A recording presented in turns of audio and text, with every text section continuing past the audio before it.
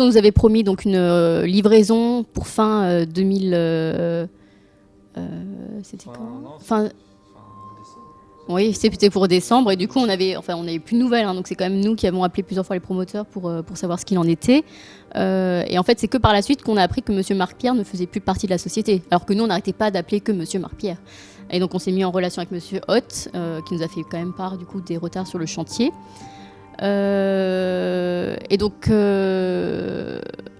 on a donc à un moment donné, en fait, nous on avait aussi on habitait dans notre maison, enfin dans un appartement, donc on a dû signer une pré-livraison pour un bien qui était vraiment pas fini. Enfin, c'était alors déjà à l'intérieur, en fait, il y avait pratiquement plein de malfaçons. Donc les murs n'étaient même pas bien droits. Il y avait une fissure sur un mur. On nous a jamais expliqué vraiment ce qu'il en était. Il y avait un trou dans l'escalier.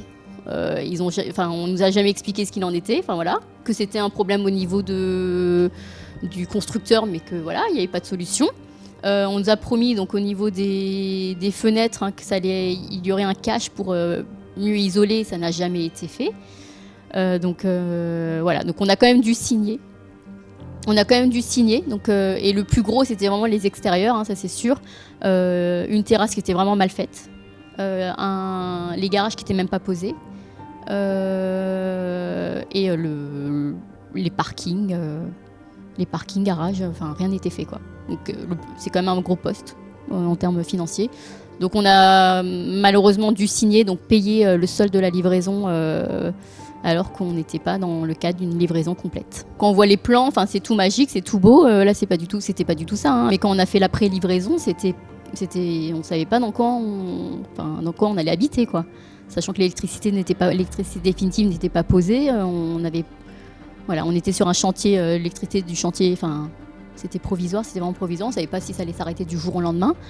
On n'était pas serein, quoi. On a quand même dû payer des frais qui n'étaient pas prévus, hein,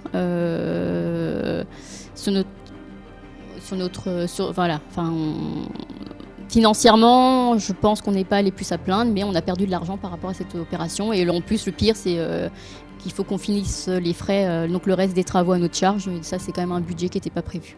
On est dépité. Moi j'avais déjà des doutes par rapport au fait de passer par une construction, mais c'est vrai que Monsieur Marc-Pierre était un bon vendeur, donc il nous a quand même vendu du rêve, hein. Dans notre malheur, dans notre malheur, on a quand même pu habiter dans une maison qui est habitable, donc c'est déjà bien, mais on a quand même payé un certain prix pour une maison qui était censée être finie et qui ne l'est vraiment pas, quoi. Et donc on doit rajouter de l'argent, un budget en plus, quoi, pour quelque chose qui n'était pas prévu, quoi. Moi, par rapport à Monsieur Laurent Hott, donc c'est clairement nous, je suis pas contente, hein. Il a quand même, c'était l'un des seuls entre l'architecte qui nous a quand même répondu pour nous tenir informés de l'avancée du chantier et nous faire part quand même de ses problèmes de trésorerie. Après, là où je pense qu'il n'a pas été forcément très honnête, c'est où est passé l'argent. Voilà.